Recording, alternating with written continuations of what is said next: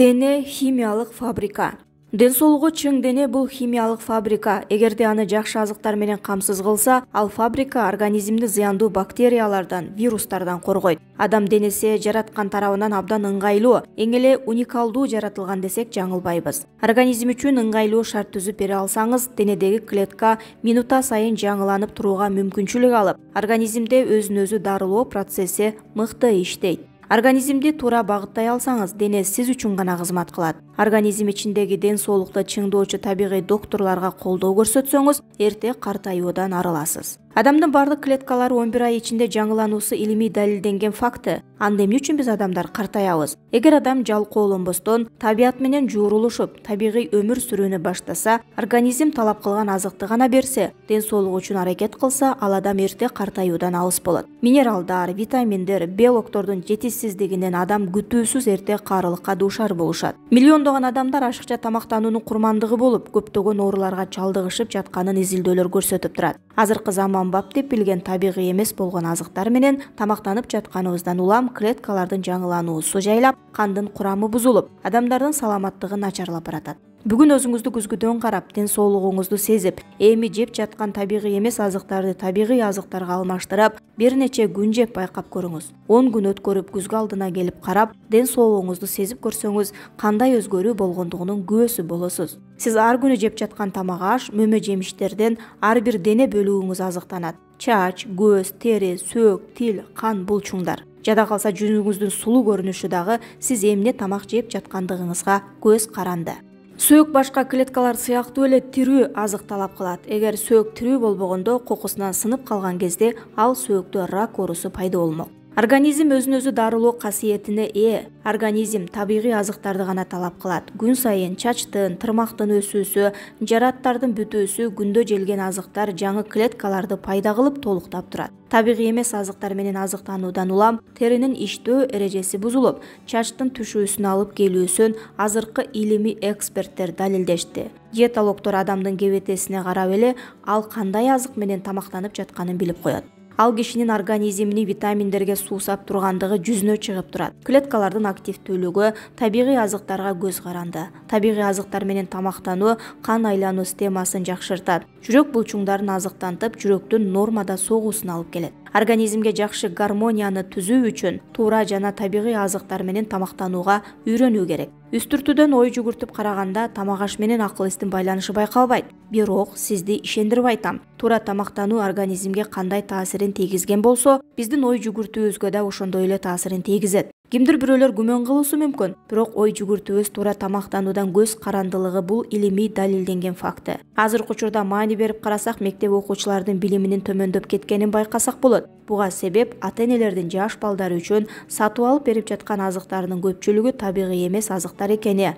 Телевизор, радио, газета, журналдарда, интернет булактарында балдар үчүн даярдалган консерваланган азыктарды, ашыкча курулган тамак аштарды, ак кан, чай, кофе, витамин деп аталган таблеткалардын жана химия кошулуп жасалган майларды сунушташып жатканын күбөсүбүз.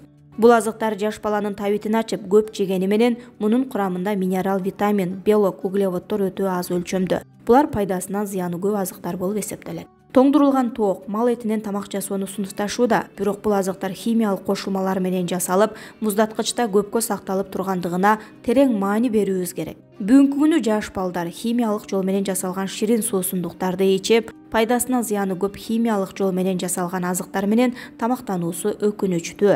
Азыркы жаш балдардын химияга толуу азыктарды тое жеп, мен ток жүрөм дегени менен булардын денеси табигый азыктарга муктаж болуп турганы анык. Мындай азыктар менен акылдуу балдарды кантип чоңойтобуз? Туура эмес тамактануудан улам дарты оорулардын саны арбыды. Ал эми табигый эмес азыктардан жабыркагандардын саны андан дагы көбүрөөк. Ушул тапта 80-85 жаштагы карылардан байкалган аянычтуу көрүнүш 20-25 жаштагы жаштардан ошол эле орунду байкап жатабыз. Себеби азыр химиясыз азыктын өзү жок эсе болуп калды. Маани берип жаштардын ден соолугун байкап карасаңыз, алсыз, карылардыкы андан да алсыз. Ошол учурда химиялык азыктарга мойнубузга чейин батып турган учур. 10 кишинин ден соолугун сурасаңыз, 8-и жашоо үчүн эң эле негизги болуп саналган органын өнөкөт оору менен көп жылдардан бери оорушун айтат. Качан гана организм уулардан тазаланып баштаганда, ошол замат организмде кайра куруу процесси жүрүп баштайт. Ал эми кечки саат 18:00 кийин эч нерсе жебей коюу менен ички ден соолукту чыңдоочу докторлорго чоң көмөк көрсөткөн болосуз.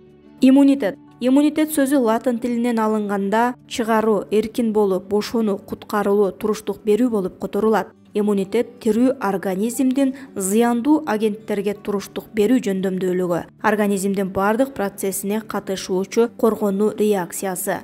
Зыяндуу агенттерден тазалоочу касиетке дагы ээ. Ушунун эсебинен адам оорудан батыраак айыгып кетүүгө жетишет. Иммунитеттин алсыздануусунан, төмөндөшүнөн же жай иштеп калуусунан организмдин балансы бузулуп, коргонуу системасы төмөндөйт. Ошондой эле химиялык азыктарды жеп жүргөндүк натыйжасында иммунитет төмөндөйт. Бул көрүнүш оору болуп эсептелет. Бул учурда иммунолог врачы менен кеңешүү зарыл. Адам иммунитеттин төмөндөшүнөн улам ооруса, анда эмне себептен өнөкөт оорулар мезгил алмашуусу менен келет. Күн нурунун аздыгынан, жетишсиздигинен улам, узакка созулган суук, витаминдердин аздыгы, ошол учурда денедеги запастардын азайып, организм алсызданат. Физикалык көнүгүүлөр иммунитетти түшүрбөйт, тескерисинче жогорулатат. Бирок ашыкча төмөндөп кеткен иммунитетти физикалык нагрузка менен толук көтөрүүгө кыйын. Иммунитетти жогорулатуучу каражаттарды врачтын көрсөтмөсүсүз колдонуу өлүм коркунучуна тете. Иммунитетти элдик медицина менен жогорулатууга болобу?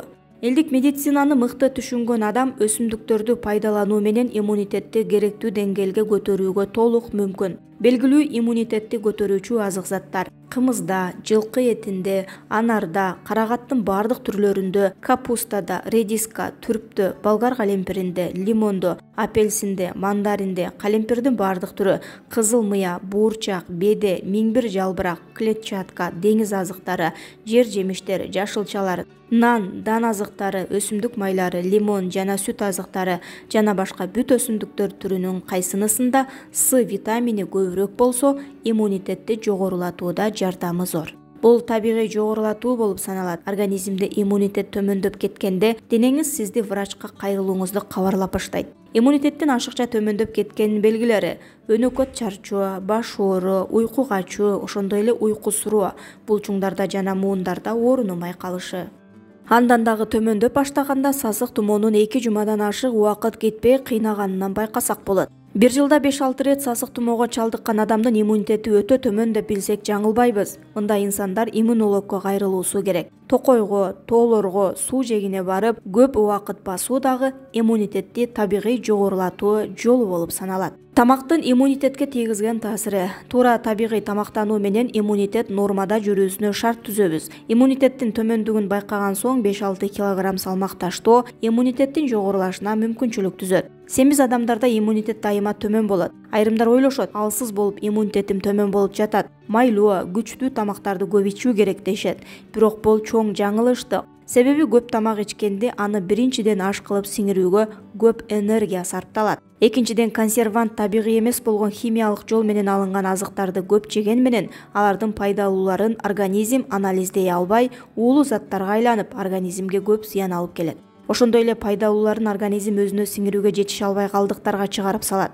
Тамак калдыктарын организм толук сиңирип ала электе дагы жаңы азыктардын кирип келиши менен организм тамактын баарын иштетүүгө күчү жетпей калган соң ичеги менен ашказанда тамак калдыктары калып, ачып, андан соң уулуу заттарга айланып, бүткүл денеге терс таасирин тийгизе баштайт. Андан сырткары көп ооруга багыт ачып берет. Ошого байланыштуу аз бирок табигый азыктар менен тамактанууга адаттанышыбыз максатка ылайык.